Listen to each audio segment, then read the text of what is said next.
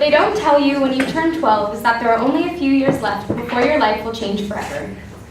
Maybe this is because it is an inevitable secret you will eventually discover yourself as time goes on, or maybe this is because there is no point telling a child something they won't believe anyways. Teachers and adults always tell you to watch out for teenagers, making them out to be moody or insensitive or materialistic. I remember thinking that there was no possibility I would ever be this way, that I would be the daughter in distress you see in movies constantly on the phone, or the antisocial girl expected to sit alone at lunch tables. The unavoidable fact is that everyone will cope or develop differently, in whatever way they know how.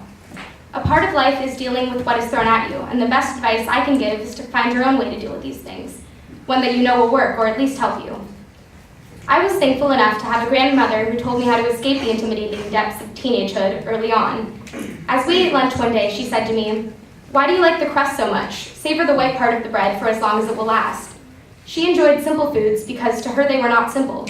Being a Holocaust survivor, bread was the delicacy that she was once not able to have. As I looked at the plain piece of bread in my hand, I realized it wasn't about the bread. It was about seeing the part that needed to be appreciated. I carried this piece of advice with me at a young age, including on the day I thought things couldn't get any worse. One morning, I'd walked to the gate in my backyard, hoping that my dog, Coco, would follow. I noticed a white paper plate with a hot dog sliced into about 4 pieces. Each one had a bright blue center. My mother called the police. We discovered that my neighbor had laced the hot dog with sleeping pills and thrown the plate over the fence to stop the dog from barking. Coco died weeks later.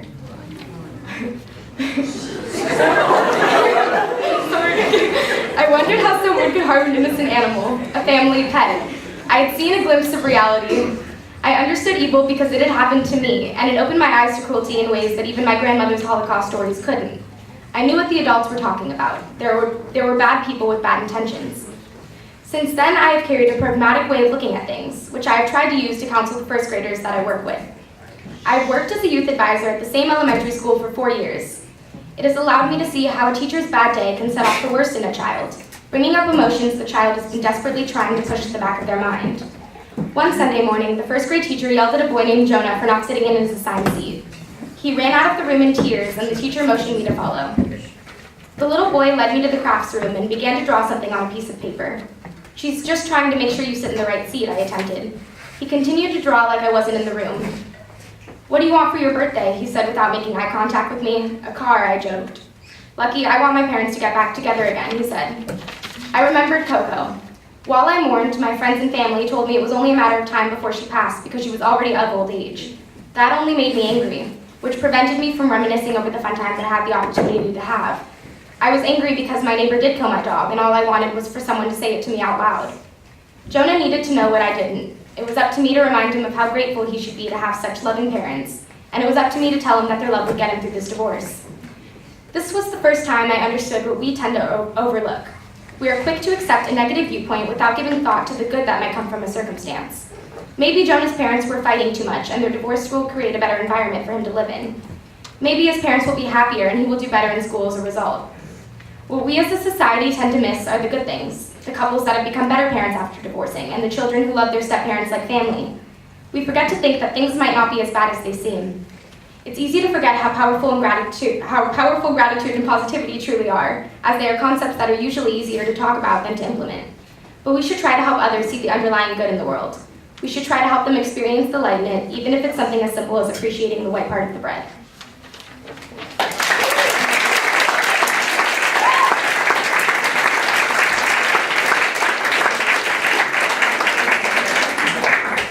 Mrs. Goodspeed, you are such an amazing person, and I can't even begin to tell you how much you have taught me.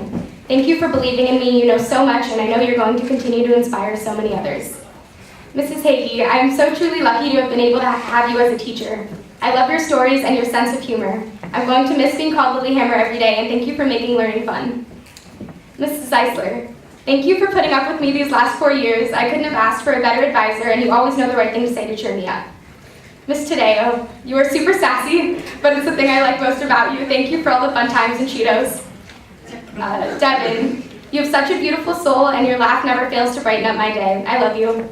Cole, I'm sorry I complained the entire 7-mile hike during outdoor ed, but you're a true friend for dealing with it. Kellen and Mitch, gluten is real. Last year's ASL class was my favorite.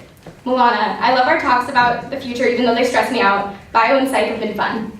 Jessica and Manwiji, you guys make theater fun and outdoor ed was so much more enjoyable because you were in my group. Melanie, we've had our ups and downs, but you are one of the funniest people I know. I can't wait to see where life takes you. Tati, you've been my rock since 6th grade. I never thought there was going to be a time where I would have to imagine us going off to different places in the world. It terrifies me because just yesterday we were planning out our future house in Kauai. No one knows me better than you do, and you always know what to say to tell me when I need to hear it. Please never change. I love you. Gabby, it doesn't matter how many friends you have as long as you have that one person who cares about you when no one else does. You are this person to me, and I don't know how I'm going to go to college without you by my side because talking to you is the best therapy. You're the only person I can watch YouTube videos with until 6 p.m. and have the best time doing it. You truly are special in this world. Adam, sometimes I think you got all of the good things from mom and dad because you are such a good person no matter what. You're actually a pretty funny guy, like yesterday when you referred to the Indian food in our fridge as Pomeranian food. I know I don't tell you this enough, but I love you. Mom, we are 2 peas in a pod. You're not only my mom, but my inspiration. Such a big part of me is you, and I've never been as proud as I am to be your daughter. Okay. You taught me everything I know, and I know I don't always seem to appreciate it. But you've helped me be a better person. I don't know how I'm going to live without my other half next year. Thank you for loving me on my bad days and supporting me on my great ones. I love you.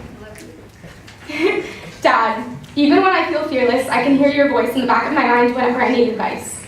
You are the smartest person I know, and I know I don't always, and I don't know how you deal with me sometimes because I can be pretty mean. Expect calls constantly when I'm in college because I barely know how to do my own laundry and I will probably give up and start crying if you don't answer. Thank you for never pushing me and always trusting that I will do the right thing. I love you.